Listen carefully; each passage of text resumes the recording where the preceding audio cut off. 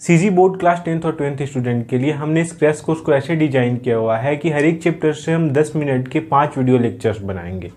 इनमें हम उन इंपॉर्टेंट टॉपिक्स को कवर करेंगे जिनसे प्रीवियस ईयर के क्वेश्चन पूछे गए हैं, जिनसे फ़ायदा ये होगा कि 40 से 50 मिनट में आपके एक चैप्टर प्रिपेयर हो जाएंगे और आप इजीली 90+ स्कोर कर सकते हैं। 5 दिसंबर से कंटिन्यूड इस कोर्स में मैं सीजीबीएसई सपोर्ट की तरफ से आप सभी का वेलकम करता हूँ।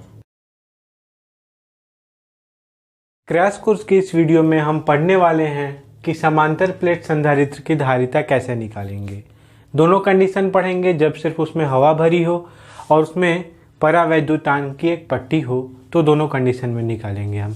इससे पहले के वीडियो लेक्चर्स के लिंक डिस्क्रिप्शन में मिल जाएंगे। टेलीग्राम चैनल का लिंक भी डिस्क्रिप्शन में है।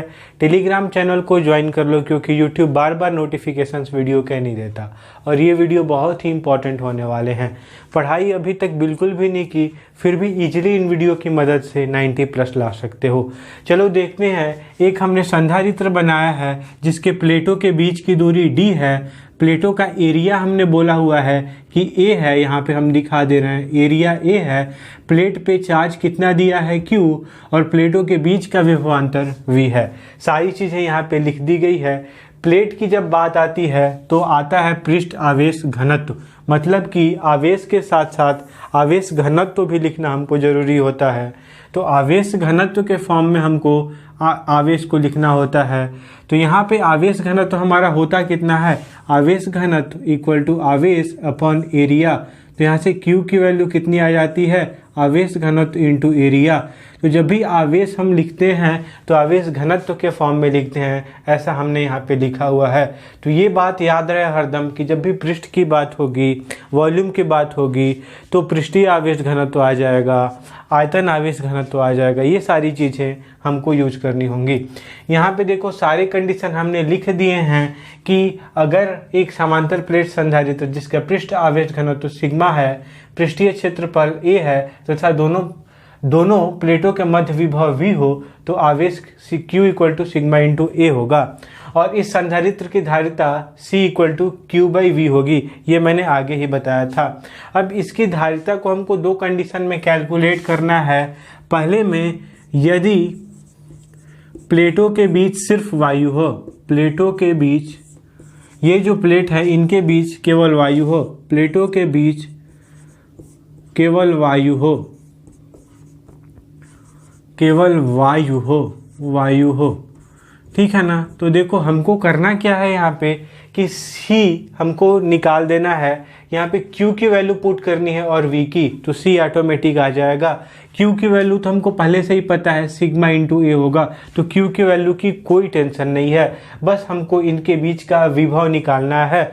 तो देखो यहाँ पे विभव जो हम निकालते हैं V, ये कितना होता है, तो विभव की जो वैल्यू होती है ये होती है, मैं यहाँ पे बता दे रहा हूँ, विभव की वैल्यू होती है वैद्युत क्षेत्र की तीव्रता और उसमें अगर हम डिस्टेंस से मल्टीप्लाई कर देते हैं तो विभव निकल जाता है। अब बोलोगे ये कहाँ से आया फॉर्मूला, तो इसको मैं बताता हूँ कि ये फॉर्मूला यहाँ से आया।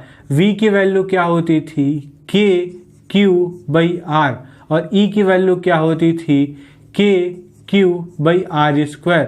तो यहाँ पे देखो KQ एक R लिखते हैं और इंटू दूसरे R को 1/R कर देते हैं। तो यहाँ पे KQ/R की जगह पे क्या लिख सकते थे, V इंटू 1/R E की जगह पे। तो यहाँ पे V की इक्वल टू क्या लिख सकते हैं, E इंटू R, मतलब वैद्युत क्षेत्र में डिस्टेंस से मल्टीप्लाई कर देते हैं तो क्या आ जाता है, वैद्युत विभव। तो यहाँ पे वैद्युत क्षेत्र का प्रयोग करके हम वैद्युत विभव निकाल लेंगे जब भी निकालेंगे। ये एक बार मैंने बता दिया कि ऐसे ही आया है, इसको लिखने की ज़रूरत नहीं है। यहाँ पे डायरेक्ट हम लिख देंगे, यहाँ पे लिख देंगे जहाँ E प्लेट के मध्य विद्युत क्षेत्र है, प्लेटों के मध्य विद्युत क्षेत्र है, ऐसा लिख देंगे तो हो जाएगा। बस ऐसा लिख दिया। अब देखो E को भी हमको बदल लेना होगा। एक समांतर प्लेट की वजह से हम किसी भी डिस्टेंस पे ई की वैल्यू निकालते हैं या प्लेट के सरफेस पे निकालते हैं, पहले ही चैप्टर में हम कर चुके हैं। तो ई की वैल्यू आती थी sigma by epsilon not. Recall करो इस वैल्यू को। ई इक्वल टू क्या होता था, सिग्मा बाई एप्सिलॉन नॉट। इस वैल्यू को हम यहाँ पे रखेंगे तो वी की वैल्यू आ गई। अब वी के वैल्यू को हम इक्वेशन 1 में रखेंगे। इसका मान v का मान, इसका मान समीकरण 1 में रखने पर, समीकरण 1 में रखने पर रखते हैं, हम देखते हैं क्या आता है। तो यहाँ पे देखो c इक्वल टू क्या है, q बाई वी। q की वैल्यू हमको पता ही है, सिग्मा इंटू ए रखना है, और v की value sigma by epsilon not into D रखना है। तो यहाँ पे sigma sigma cancel, epsilon not ऊपर चला जाएगा, तो epsilon not a by D. ये हमारा क्या है, किसी भी संधारित्र की धारिता epsilon not a by D, जब सिर्फ क्या हो, प्लेटों के मध्य क्या हो, सिर्फ वायु भरी हो। समझ में आ रही है बात। अब ठीक इसी तरह से दूसरे कंडीशन में जब प्लेट के मध्य वायु ही नहीं हो और एक क्या है, परावैद्युतांक की पट्टी हो, तो उसके लिए हम करते हैं, यहाँ पे देखते हैं इसका आंसर कितना आता है। इसको मैं रब कर देता हूँ, ये समझ में आ गया होगा। अब लिखते हैं यहाँ पे कि प्लेटों के मध्य, प्लेटों के बीच टी लंबाई या टी चौड़ाई लिख देते हैं। ये चौड़ाई होगी ना, तो सबसे अच्छा वर्ड ये चौड़ाई होगा। टी चौड़ाई का परावैद्युतांक, परावैद्युत पट्टी हो, कि परावैद्युत पट्टी हो, तो बस कुछ चेंज नहीं होगा, बहुत थोड़ा सा यहाँ पे एक फिगर में थोड़ा सा चेंजेज होंगे। ये यहाँ पे लिख लेना होगा, ऐसे बना लेना होगा अच्छे से, और इसकी जो लेंथ है वो दिखा देनी होगी टी। समझ में आ रही बात। मतलब वायु के लिए सिर्फ जगह कितनी मिली, वायु के लिए जो जगह है, वायु के लिए जगह कितनी मिल गई, अब सिर्फ जगह, पहले डी थी लेकिन अब उसमें से टी कम हो गया, तो डी माइनस टी ही बचा। समझ में आ रही है बात। तो यहाँ पे हम निकालते हैं प्लेटों के बीच टी चौड़ाई का परावैद्युत पट्टी हो दूसरे कंडीशन में, तब हमारा विभव निकालेंगे। अब ये जो विभव है ये दो भाग में v बट गया, एक v1 और एक v2। v1 किसके लिए, वायु के लिए, और v2 परावैद्युत माध्यम के लिए। v1 इजीली निकाल लेंगे, कितना होता है, इलेक्ट्रिक फील्ड होता है, मतलब कि जो वैद्युत क्षेत्र होता है उसमें डिस्टेंस से मल्टीप्लाई कर देंगे, तो डिस्टेंस कितना रहेगा, ये वायु वाला है पहला, वायु की वजह से विभव है, और ये किसकी वजह से, परावैद्युतांक की वजह से, परावैद्युत पट्टी की वजह से है। तो यहाँ पे वायु के लिए इलेक्ट्रिक फील्ड कितना है, E, ठीक है ना। और यहाँ पे इसके लिए जो डिस्टेंस से मल्टीप्लाई करते हैं, तो इसके लिए वायु का डिस्टेंस बचा कितना, d माइनस टी, ध्यान देना है यहाँ पे। तो ये हो गया d माइनस टी, प्लस यहाँ पे v2 की जगह पे भी E रखेंगे। E किसके लिए है, वैद्युत क्षेत्र, वायु के लिए है, लेकिन वैद्युत क्षेत्र में अगर परावैद्युतांक मतलब कि K से डिवाइड कर देते हैं तो ये पूरे के लिए वैद्युत क्षेत्र आ जाता है, परावैद्युत के लिए। मतलब कि जो वायु वाला वैद्युत क्षेत्र है उसमें K से डिवाइड कर देते हैं जो कि परावैद्युतांक होता है, तो पूरे के लिए वैद्युत क्षेत्र हो गया। अब इस वैद्युत क्षेत्र में ये फैला कितने दूर तक है, T, परावैद्युत कितने तक फैला हुआ है, T तक। तो ये हमारा पूरा वैल्यू हुआ। अब यहाँ से E को कॉमन कर लेते हैं, तो ये क्या बच गया, D माइनस टी, और ये बच गया प्लस T बाई K यहाँ पे।